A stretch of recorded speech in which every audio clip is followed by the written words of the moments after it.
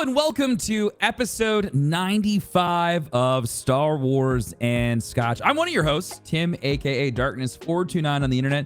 Also joining me, on this side, Kevin, aka Kevin X Vision on Twitter, KMagic101 in a previous life, and we're Star Wars and Scotch. So thank you so much for tuning in. Thanks for hanging out with us.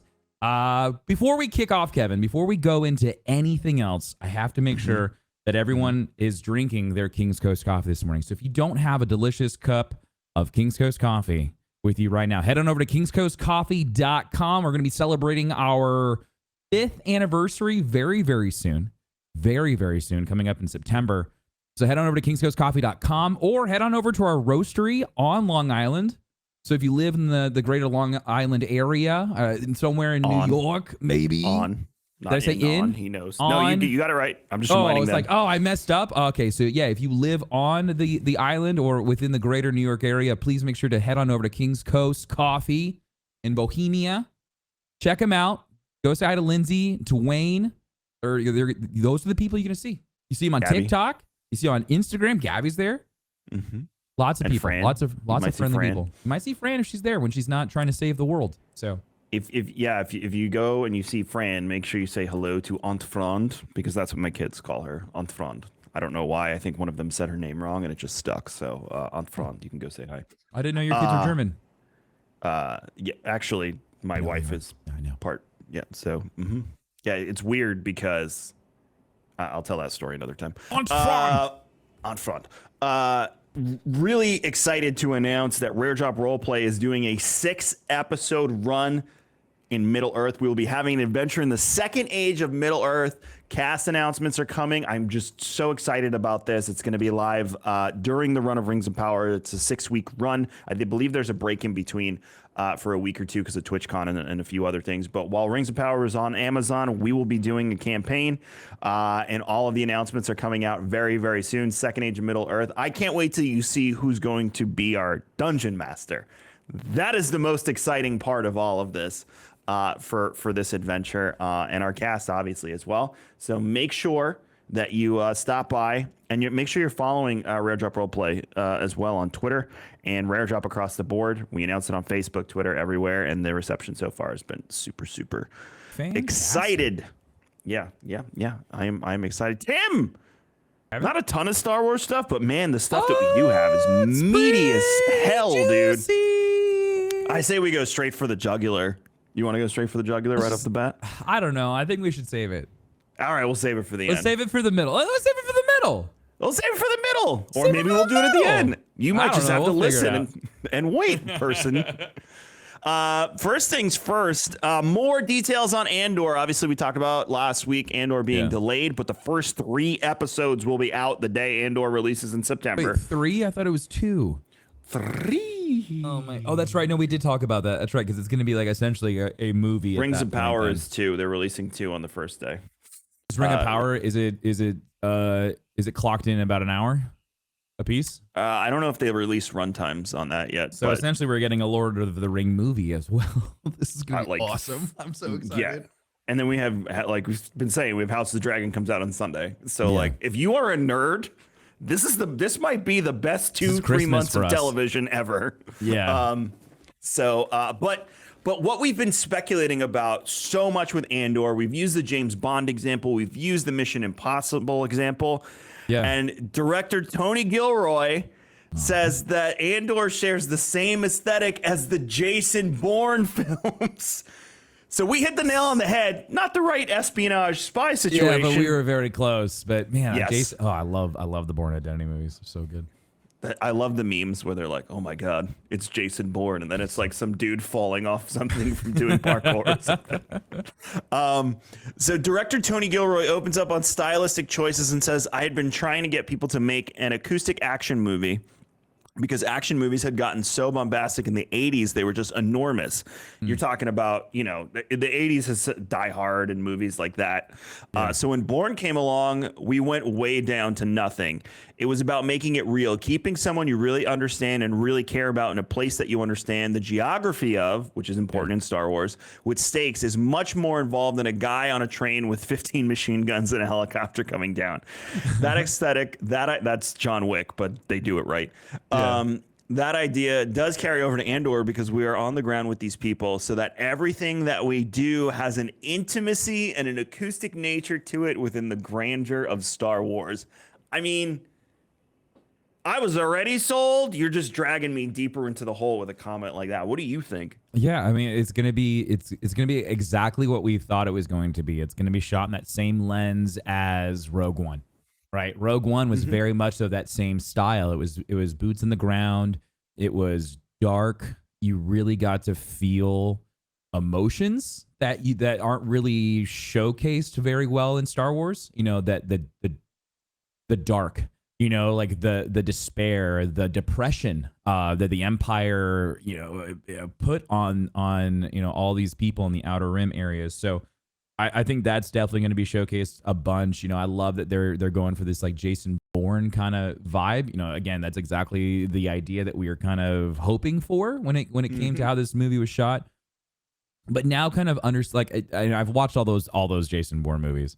Fantastic. So kind of like understanding the pacing of what to expect to a certain degree. You know, it's like that has me even more excited because those Bourne Identity movies are just, they're great. They have a really good pacing to it, and it's always a fun watch. So I'm sold. I'm like you said, like I was already sold, and I'm even more excited now.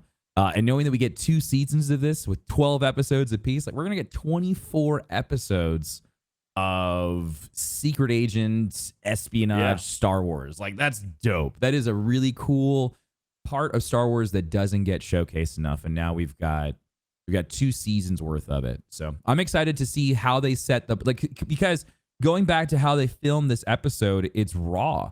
You know, they didn't use the volume. They used all practical sets. You know, so again, they probably used a lot of practical effects. You know, so like the explosions are gonna be real. You know, again, a lot of Rogue One style. What's the word I'm looking for? Filmography. That's not the right word. Cinematography. There we go.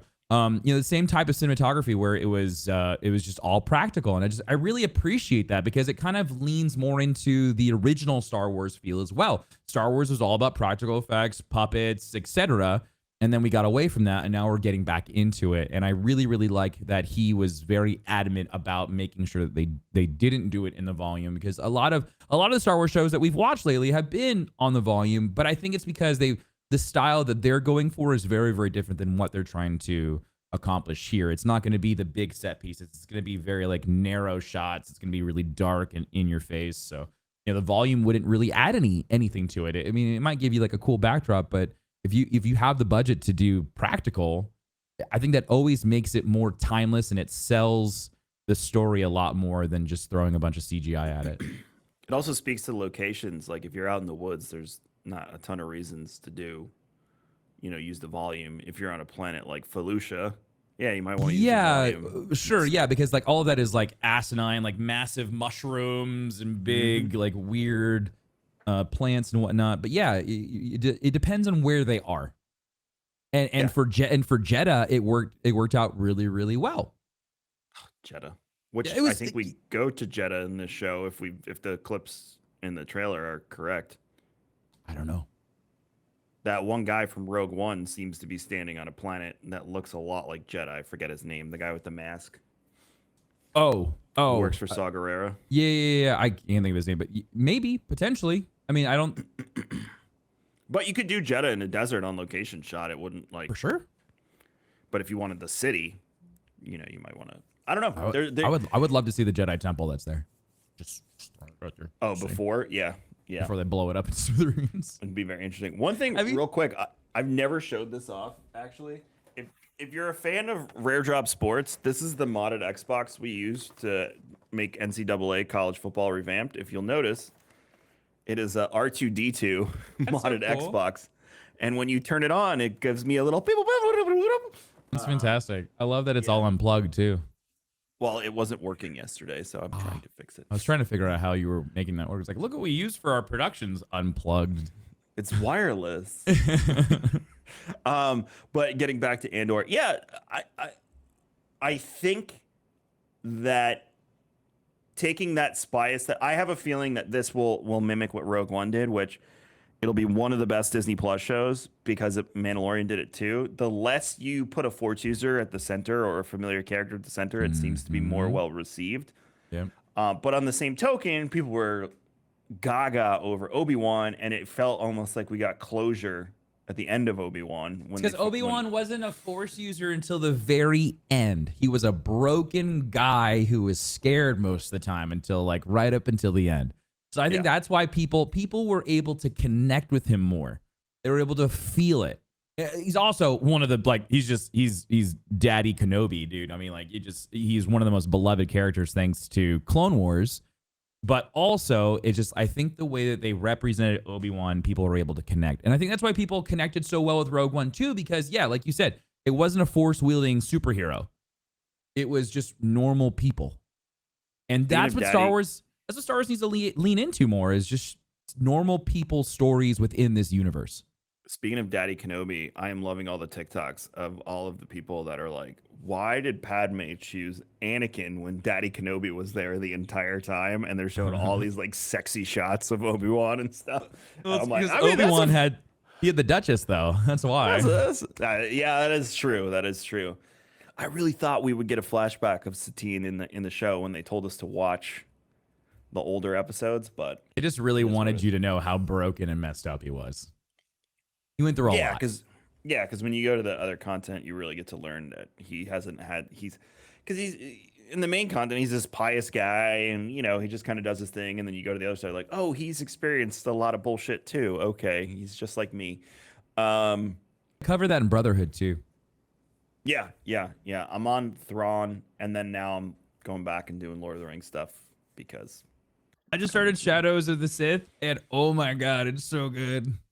The first two chapters are so awesome. I'm like chapter 3. I literally started it on the cardio machine yesterday. What are they? Where did you leave off?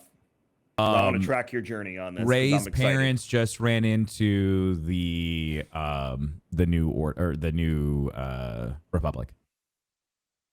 Okay, they met the officers. They just met so like they were getting chased by pirates, and the X-wings come and save the day.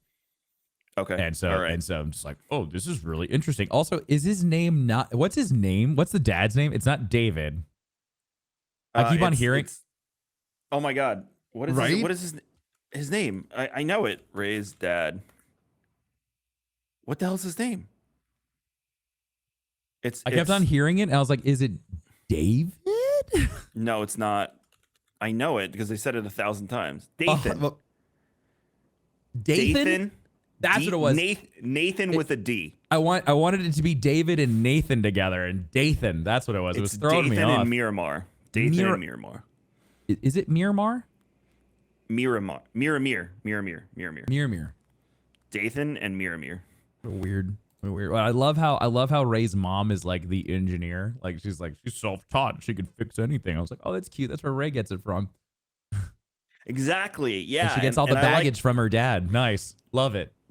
Yeah. Well, I mean, man, that's real. That's some real world shit, dude. The kid grew up on Exegol, so in the beginning of the book, I think we can establish that he hasn't exactly had a cakewalk of a life. Yeah. And then I don't know if you saw Adam Christopher, who's the author of the book, responded to our post about it, one of our clips on Twitter, saying, "Glad you enjoyed the book." So one of us will probably hit him up later and be like, "You want to come talk to us about the book when Tim's done with it?" And see if we can maybe get him on. But that was cool to see him. You think he's like just going on Twitter and like typing Shadow of the Sith and then seeing what posts come up? Probably. People think about his book. Yeah. You ever just put out content you want to see? That. Oh, please. You were a content creator at one point. Did you ever just put out a piece of content and hope to God people like it? I mean, yeah, but I stopped creating content for... Okay, but I mean, like, you know how it feels. I'm sure he's the exact same way. I wonder what all these shitlords are saying about my stuff. Fair. I mean, in all honesty, there's not really anything bad you can say about that book. I really like. I love the way it even just opens up. It just sets the tone for everything that's going on. Lando's kid's missing. I'm like, oh, he has a daughter. this is cool. Well, he has probably more than just one daughter. I was gonna say Lando has many children Lando that he was doesn't know about around the fucking galaxy. in the galaxy. Wait till you get to the part where they talk about his cape closet. That is not a plot point or anything, but he literally panel buddy.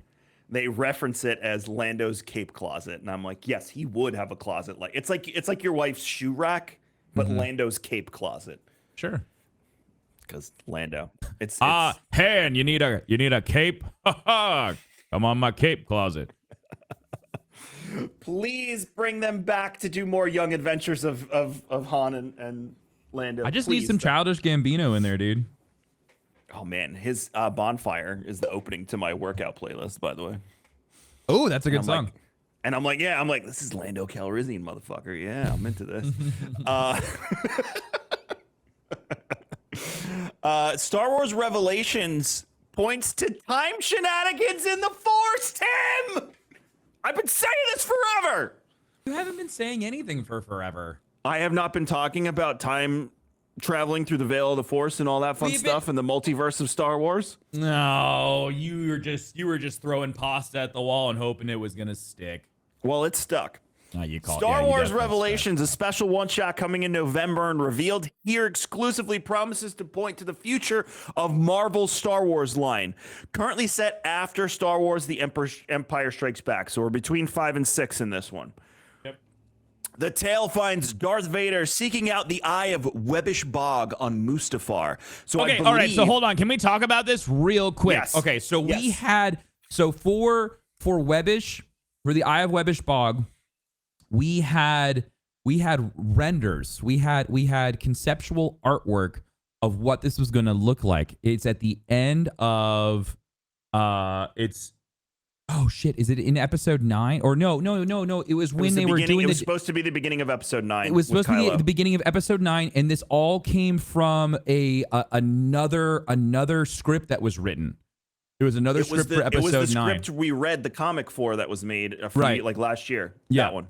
Yeah. So that's how it starts, and Kylo's supposed to go find Sky and Mustafar. So now, and we know that Vader had already talked to this guy, so now we actually get to see what should have been in episode 9, which I'm so excited for, but we're gonna get to see the Mustafar that's all messed up, that like the Mustafar that we know, not the Mustafar that Kylo Ren saw in episode 9. So, but honestly, in the time period on Mustafar, right there is the same time that Vader Immortal is happening. So we could see a really cool crossover with that VR game and this show, because this is where in Vader Immortal, in the is it volume 1 or volume 2? You get to a point where you're on the castle, you're on the top of the castle. And Vader has this like he's talking to this hooded figure, and you have no idea who he is, and he's just a dark Sith user. And this guy is like leading Vader to resurrecting Padme.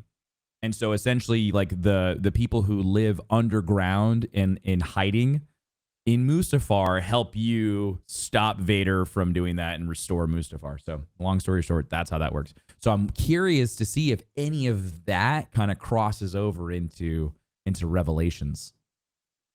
So the Eye of Webbish Bog was from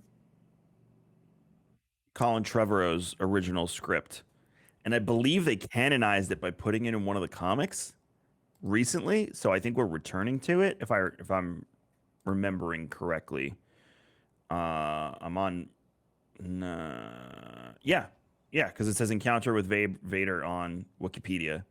And if you guys don't remember what this is the weird spider-looking creature that's sitting on top of a head. Mm-hmm. So and he's in the swamp. So kind of like just to kind of jog your memory a little bit, if you can think back to the renders that were like the creative drawing that we saw of this, it's Kylo Ren walking up to this bog, and there's like the spider thing that's sitting on top of this like just weird looking massive gigantic head, a humanoid head. So I would love to know more about that too. Like, is that like a dead Force user that he is like leeching, the like energy from, and he's kind of just like a succubus? I'm excited to learn more.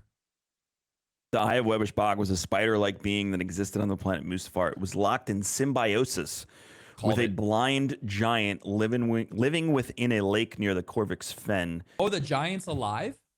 Apparently, it encountered the Sith Lord Darth Vader Oh. during the Galactic Civil War when Vader was punished by Emperor Palpatine for his past failures. So he's canon. Ooh, so that part's really cool. When Vader starts to go on his little vengeance journey, the Emperor gets really pissed off. He's like, "What you been doing?" And Vader's like, "Well, I've been kind of off doing my own thing." He's like, "Well, I sense a lot of doubt in you," and he said something along those lines. He essentially he force lightnings him, and then chops all of his limbs off, sends him to, and then takes him to Mustafar, and he's like, "I'm gonna leave you the way I found you," and sets his ass on fire again. Like, just literally, he's like, "We have to start from the beginning," is what he says. He's like, "We have to start from the beginning now and start your training all over again." So he's like, I'm gonna leave you the way that I found you, burning on Mustafar. So he chops his limbs off, takes all his armor off, and leaves his ass there. And then tortures the shit out of him until he gets his shit together. Like, how messed up is that? Wild, right? Yo, No, it definitely. I mean, no, it didn't work. It just made him more spiteful and angry. That is pretty messed up. I think I read that somewhere. I don't think I read when he does it. He does it in the comics? Yeah, it's in the comics. But so I'm looking at the Darth Vader comic where he's actually sitting in front of the Webbish Bog. So now I want to go through it. I want to go read this. I love the Vader comics. Whenever actually make time for myself and sit down. They're Star Wars really comics fun. are really good. It's just making time to sit down. That's the whole thing. and Is like read they're them. good. They're good reads. They're just really really fun. They have a good flow to them. The artwork alone, just like putting it up on the iPad, like pulling up the Marvel comic book app on the iPad is probably visually one of the best comic book experiences I've had. Like Agreed. I remember having comic books and being upset that my finger would smudge the ink on comic books, and I got really upset about that because I was like, "Oh, I love this comic book and I don't want to ruin it." And I know like that shows you like, "Oh wow, you really liked your comic book. Look, you kind of smudged it with your thumbs and stuff." But for me, now I don't have to worry about that. Now I can zoom in and I can look at all of the really beautiful detail that the artists have put into this work. That's why I stopped buying comic books at the store, because they put it on that crappy paper where it would smudge. And I Yeah, it started just buying pulls graphic off. novels at Barnes and Noble because it was on that nicer glossed paper. Yeah. And that's what the iPad reminds me of, is those graphic novels. And you can read single issues on the Marvel app, DC, IDW, Dark Horse, whatever you're into. So I gotta start reading the Sandman. Just thinking of comic books, I gotta get the graphic novel for Sandman. I am loving that show. That's DC, right? It is DC, and it's really good. Yeah, I've heard nothing but amazing things about it. Back to the Eye of Webbish Bog. We all know that the Force can be used to glimpse the present, the past, and possible futures. We've known this from a myriad of things around the Star Wars universe. Guggenheim tells StarWars.com, well, the Eye is going to show Vader all of the above, including moments that will be coming into play in 2023 all across the Star Wars universe. Oh, they're just using this as a fan service to tease all their future stuff? I mean, he might see stuff from the High Republic. He might see what's stuff so from cool about from this Revan. is He that might see. this plays into exactly where we thought Hayden Christensen would end up. Is getting to do these one-off shows as Vader and getting to continue to keep that character alive. I love this because they're not making a Vader show. They're just making a show and Vader's in the middle of it. Yep. And I think that's so neat. Because I would assume we'll get flashbacks. For us to get the idea of getting an Anakin and Padme flashback could totally happen.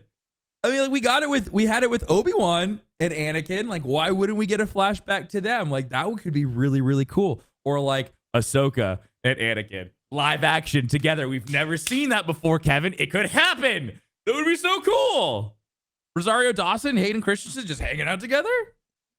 Yes. She's a friend of the family. She's a friend of the family. The other quote from Guggenheim was, "It's a real Star Wars story with Vader at the center." So they're pushing that this is important to the universe. Yep. and so I'm excited. What other news Cool. we got? So this one's really strange. Disney is re-releasing Rogue One in theaters on Friday, August the 26th, with an exclusive look at Andor. Like, is Not it enough. Not enough for me to go to the movies. If it was a director's cut, or if there was With like the an first hour, episode? yeah, or if there was like an hour of like deleted scenes and they like worked it all back into the movie and it was essentially like a new look at Rogue One with then, or even adding in just like normal Rogue One and then it takes you right into whatever, however that would work. There's not enough about going back and watching Rogue One and then getting to see an exclusive look at Andor a few weeks before the show actually comes out. Like, I'd rather just go sit on the couch and watch Rogue One than go to the movie theater. I will say though that seeing Rogue One in the theater was.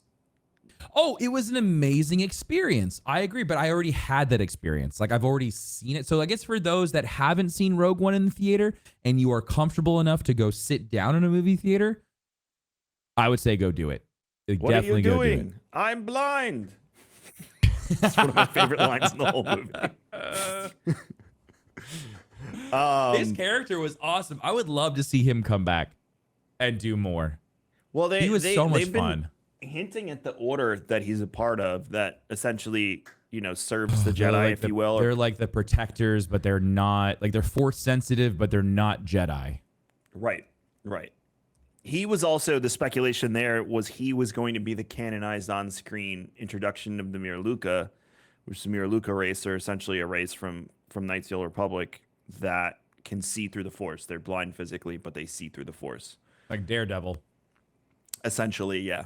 Yeah.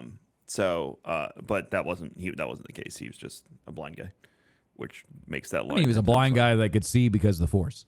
He just wasn't that race. He was one with the Force, and the Force was one with him. That scene is just fucking swinging his bow staff around. Yeah, dude, it was awesome. Phasmel was screaming behind him. Oh my god! And then he does it too. Oh god, I'm getting goosebumps thinking about it. Such a good scene. Now I'm gonna have to watch Rogue One this weekend. God damn it! Got to go back and watch one of the best Star Wars I'm movies. gonna have to watch Star Wars sorry. movies. Son of a bitch. All right, let's get into it, buddy. All right, this is the meat. I said we put it in the middle, but it's at the end. So let's just get into it, dude. So Reddit, DMCA's, you name it, came out. Disney went after it, which always makes me believe it's true when that happens. Oh, yeah, dude, for sure. Remember when we saw that one the Acolyte leaked trailer and it stayed up for weeks? I'm like, that's not fucking. Like, it looked cool. It looked really neat. It was fantastic. But there was nothing about that. Ren one? It was like the Knights of Ren trailer, and it was essentially the Witch King with the red lightsaber. I was like, that's neat. That looks so cool, but it never came down. Like, that's not real. But if something gets DMCA'd like in the first like 2 hours, then So the rumor is this: is that Darth Plagueis is going to be an Acolyte. That's the meat and potatoes of it. It makes sense. And it makes a ton of sense given the timeline, because that would mean that this woman, who is the star of this show, was his first apprentice before we meet Palpatine. There could have been one in the middle too, for all we know. Who knows? Codenamed Paul. Ironically, I thought that was funny. That's Darth Plagueis' code name for the script and the show and everything. Mentions specific Sith leaders who are running or involved with the Acolyte program. Current casting call is a humanoid or humanoid person of color in their 60s. Lines up perfectly with what we know about Darth Plagueis. Leaker previously leaked Tales of the Jedi footage and Acolyte details with another Reddit user that were taken down on TikTok via DMCA by Disney.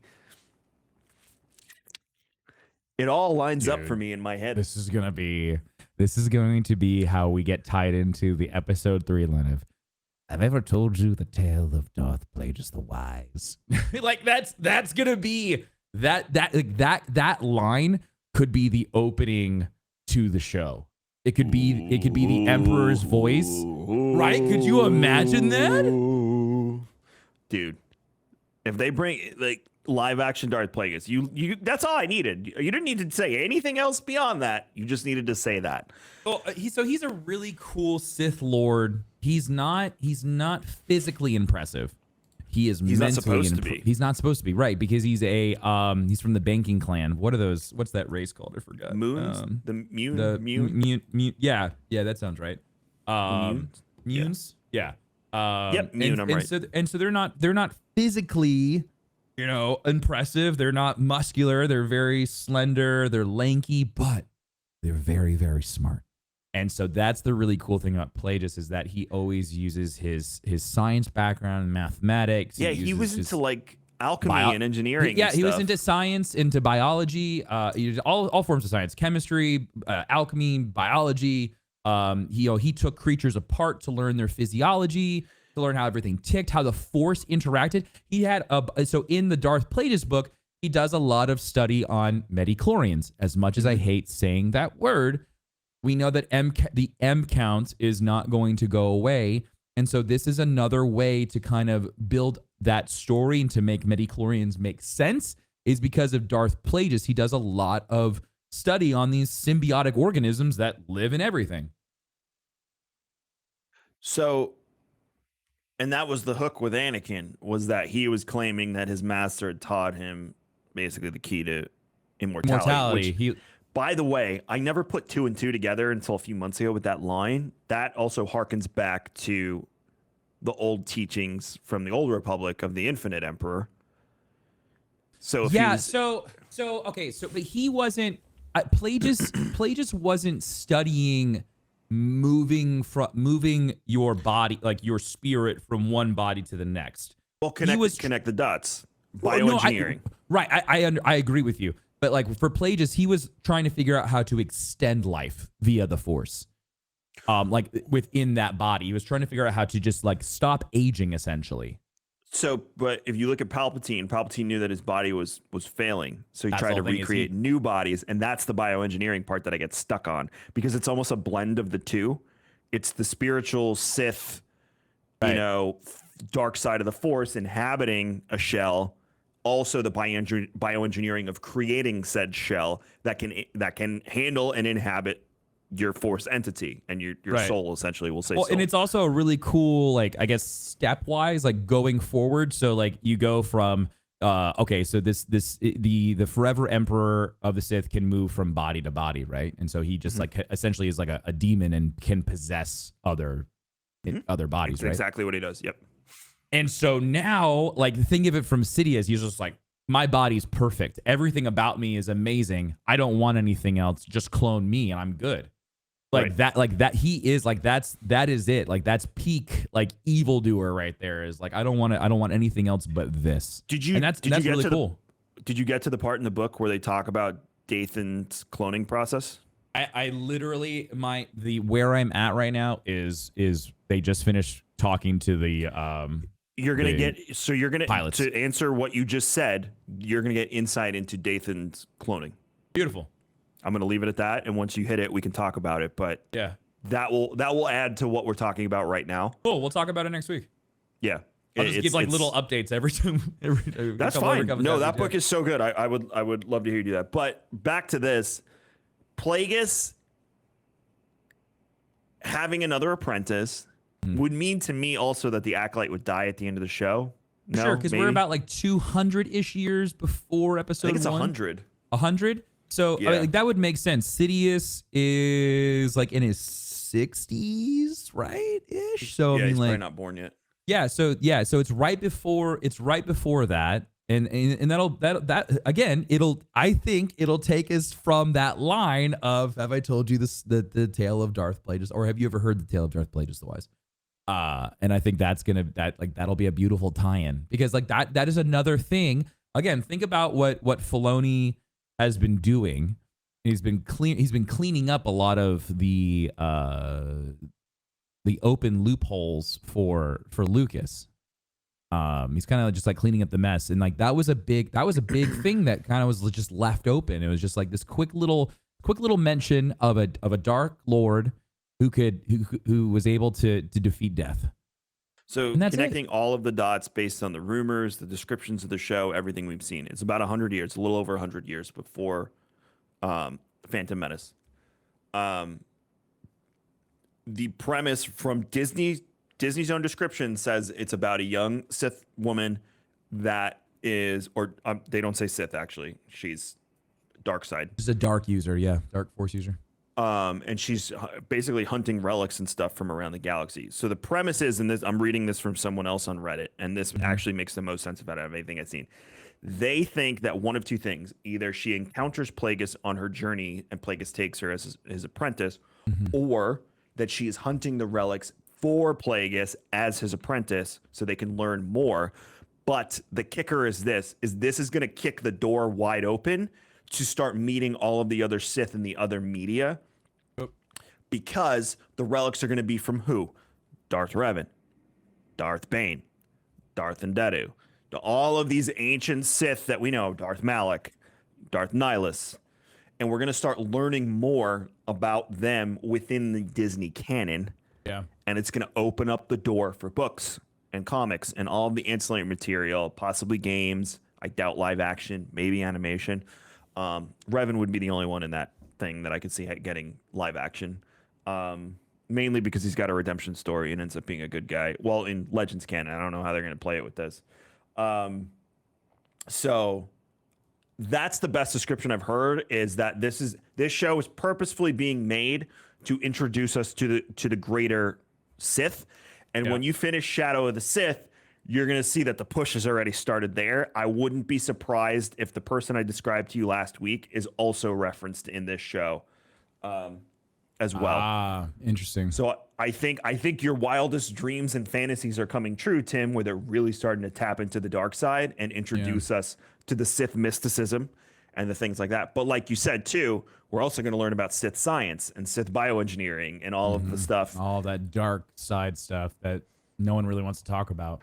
So to me, this is going to be like your P de la Resistance of Sith. Well, I knew that from the live-action get-go, material. dude. I knew this was going to be my edgy, dark show that I needed. I'm enjoying the hell out of it.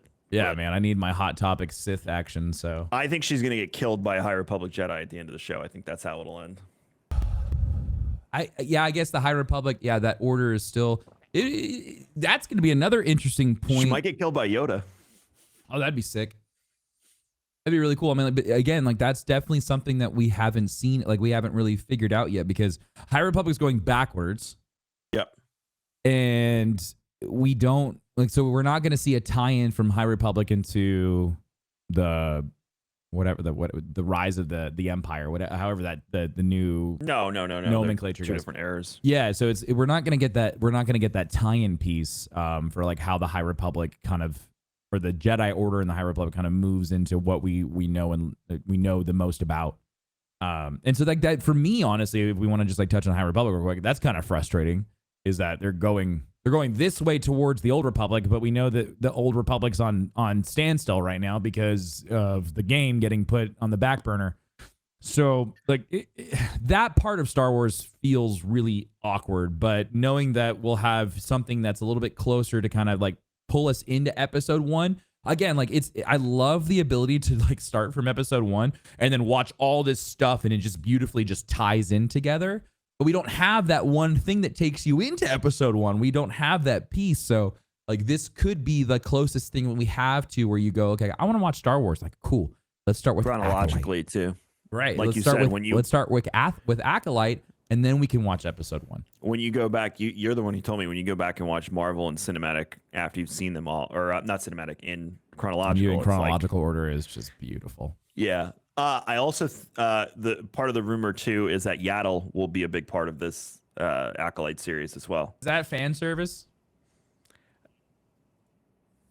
Oh, for Tales of the Jedi, she's getting her own story. Sorry about that. I mixed the two things up with the notes. So Yaddle's getting her own story. Tales of the Jedi, that makes a lot more sense because the entire show is the entire premise for that show is to give backstories to these characters that we either know and love or don't know anything about, i.e. Yaddle. That show is just lore dumps. That's all it is. Yeah, I mean, like we're gonna get a great look at Ahsoka and her Togruta clan, because we know that her clan is different from other Togrutas, so they operate differently. Yaddle and Yoda and Grogu are some of the largest mysteries when it comes to characters in our Star Wars universe. And so to potentially see the homeworld, or to have like, a really good story of where like Yaddle and Yoda and Grogu originate from, that's exciting. That's really, really exciting. And I wouldn't say that's fan service. I would just say like that is that is something that people have been asking for a really, really long time. And I don't think they knew how to deliver that properly until now, when they had this entire idea for giving, doing an animated lore dump, if you will. Yeah, I agree. I also am excited for Ahsoka's backstory after learning more about the Togruta in, I forget which High Republic book it was. Remember their queen, the Huntress? Yeah, that was Falling Star. Yeah, the Republic Fair one. Yep. Dude. Yeah, they're what a badass, dude. badass. Yeah. Oh yeah, she's really cool. I was like, imagine your leader, she your queen. No, she's the Huntress. Yeah, it's very Amazonian, right? Okay, dude. Got Wonder Woman of Star Wars over here. Yeah. So I think Mandalorian season 3 is going to knock our socks off when it comes to learning more about the Mandalorians. I think we're finally going to get that piece of the puzzle, because all the actors and actresses that are in it saying like, yeah, we're going to focus on Mandalore this time. Your big thing after that is going to be Acolyte. And I think it's going to be that introduction to the Sith that, the casual Star Wars fan doesn't really know much about. They don't know about Darth Bane. They don't know about Revan. They don't know about any of these. They know Vader. They know Palpatine.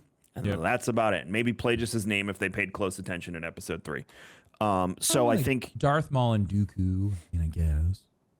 Darth Maul's not a Sith by the end. Oh, come on, Kevin.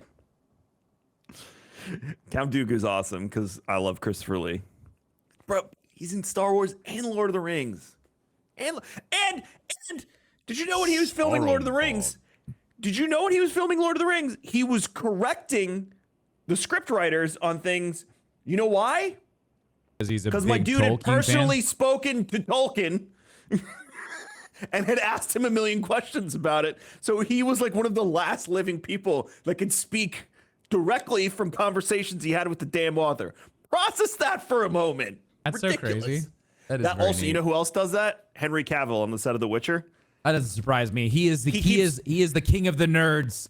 All my king. All the other actors say he's so annoying on set because he walks over to the screenwriters. He's like, I think we should change this from this because in page 253 of this Witcher book, he says this, and this doesn't really align with something Geralt would say. They'd be like, all right, bud, then change it. Like, go for it. I love him so much, dude. Between him building PCs, painting models for Warhammer, for Witcher stuff. Missing the call to be WoW. He missed the call to be Superman because he was raiding in WoW. Well, he didn't miss it. He got a voicemail. That's kind of a call you might want to take. Yeah, it's crazy. I love hearing that story. It's so cool. But he had, he had the sweet loot drop, so he was very busy at that moment. Yeah. So yeah, king of the nerds forever and ever. I saw a picture of him yesterday, and it was just him fishing on a boat, and it was a woman in a fish costume, and just said "Sup, bro." Anyway. That's it for this week. Thank you so much for hanging out with us for Star Wars and Scotch episode 95. The push to 100 and Andor is coming. So exciting that all lined up. Thank you, Disney. And that is not a phrase I say quite often these days. Disney right now. We need to have a Disney podcast where we're just like two dads and we call it Dads and Disney or something. We just bitch about Disney. About Disney. Oh the man, parks and shit for an hour. That'd be the most popular podcast. I agree with these old guys. Tim and I went to Disney again this weekend, and boy, are we mad.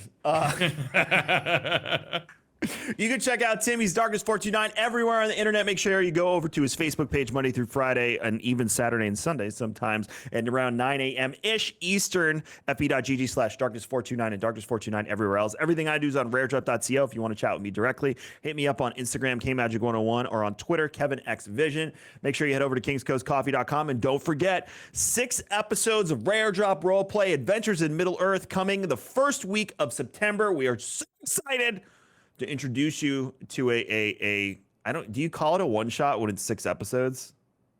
No, that's not yes, Paul says yes. Yeah, so it's a one shot for an adventure in Middle Earth. And maybe filming 6 episodes in one go?